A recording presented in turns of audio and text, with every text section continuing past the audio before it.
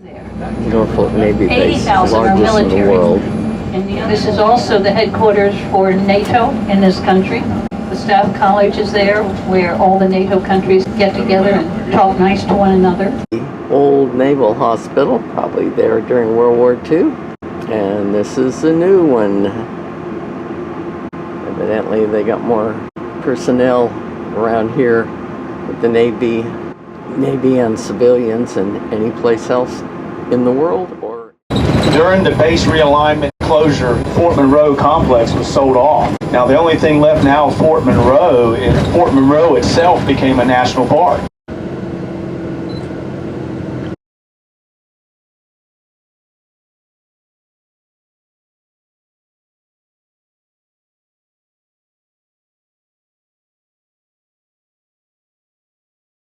So Fort Algernon was built. It was a wooden fort of about 30 to 32 men and only a couple cannons. Fort Algernon is destroyed. We'll explore a bit more about Fort Algernon. So the British sailed up the James River. Basically on a post, they get to Richmond, and then from there they stormed all the way up to DC. Before that, the first system forts were kind of more like Fort Algernon. They were wooden forts, maybe strategically weren't very useful.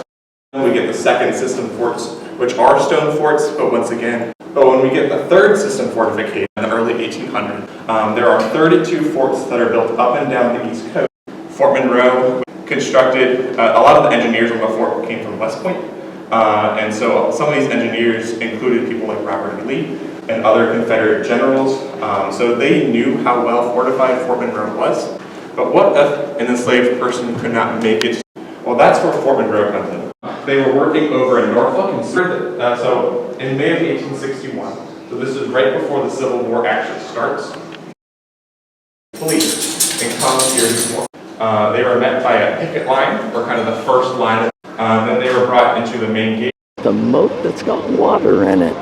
It's rather rare in this day and age. So this helps round off the edge instead of making it a 90-degree angle, which makes it a little bit more sturdy. Itself, the brick flooring and the railings that they're sitting on are all original. So he served here for a couple months, paid someone to take his job and left. Just did not enjoy being in the Army. He flunked out of West Point. It was not his thing, to say the least, but he did love this place. And Jefferson Davis spent 2 years here after the end of the war. He was captured, he was brought here.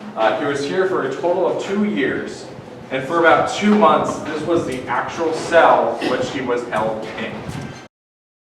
They actually took the person who was living here and moved him out, so they put Jefferson Davis in Carroll Hall, which is a building no longer standing. While he was here, there were 3 charges that were brought against him. Evidence of his involvement, so they dropped that. The second is the mistreatment of Union soldiers. Once again, they can't find good evidence of that, so that charge is dropped. The third charge, and the one that is debated the most, is treason. But they ended up dropping this charge, and the reason for that is at this point in time, the United States was focused on Reconstruction. They wanted to rebuild the South and rebuild that relationship with the South. They dropped that charge. They revoked his citizenship, so he could no longer serve in government, and he could not vote. And they posted the bond for his release, which was $100,000, which today is about $1 million. Jefferson Davis was held for a couple of years. Doesn't look too terribly shabby, but I'm sure it was cold and damp and not pleasant, and I do see living right next door to Jefferson Davis's cell. It does look a lot more pleasant. So this here is the map I've been talking about all for, with the lovely bust of Simone Bernard on top. So Fort Monroe, the fort itself is about 63 acres, but the entire land that we're on is about 560. So from up here, and all of this is 560. And so Fort Monroe, one, being surrounded by a full wetland, defenses that you would have to get through first. So different mounds with different weapons on top, so different cannons. So then you have to go all the way down, and then you would have to make your way around over to the main gate, or you try and cross 9 feet deep water by swimming and scale the fort, which also isn't ideal as well. That's a lot of guns that you would have to go against. So this kind of gives you a good idea of why the Confederacy did not attack Fort Monroe. How difficult. The Fort Monroe Club. You can see they had alcohol. This This is a general officer's mess chest. He has silver plates and cups and glasses. Jefferson Davis was a lieutenant in 1832. He was guarding Chief Black Hawk here at Fort Monroe.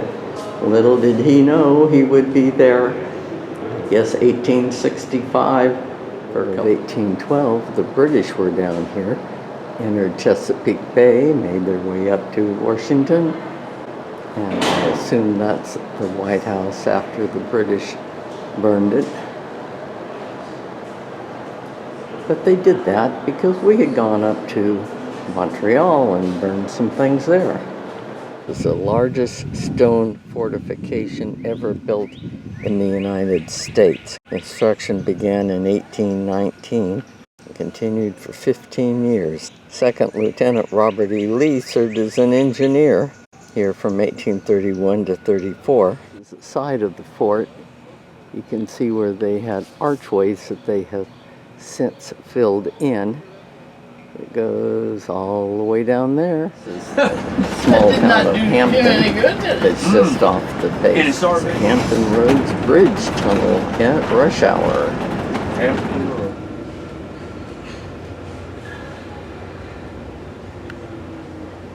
The Nauticus Museum, and that's a battleship, Wisconsin, I think. Those are NOAA vessels. On the port side.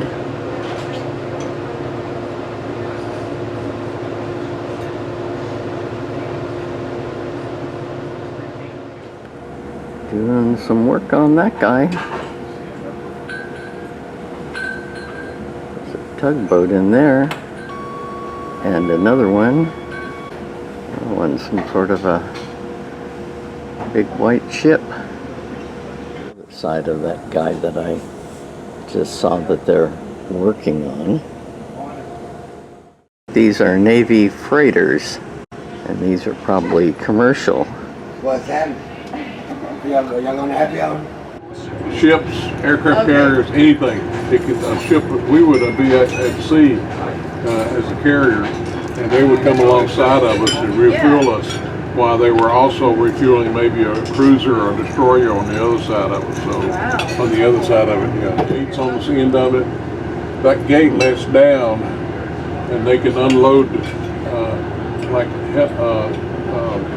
hydroplanes out of there that kind of flood the inside there, and then the hydroplanes can go out of that and go take the troops. They'll be a troop carrier is what they are. They take us soldiers, army, Marines, or whatever, and they can drop them. And plus they also have helicopters on that helicopter deck on top. That one probably would have about maybe three or four helicopters on it. The optical shaped thing on top of this ship coming up here, there's actually radar. And if they send the radar out, another person could send back that radar, but he would never return because he would bounce off in a different direction. That's why it's optical shape. This one here is another troop carrier coming up.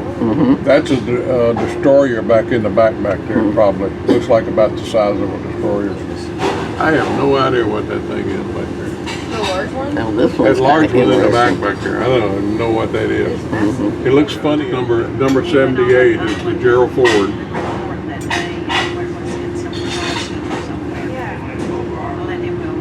This is a Wasp. Yeah, USS World War Wasp. II carrier. It was in World War II. 78 years. This Gerald is the Ford. Ford. This is the Ford. Next to the Ford is the George W. Bush. Yep, that's the George. It's a Nimitz class. It's the same size as this one. That's the George W. Bush. This is Bush. And the next one looks like it's got a battle ribbon on it. It's the Truman. Should be the Truman. Truman. It just got in. Just came in from the Red Sea. Truman came in Sunday. 75.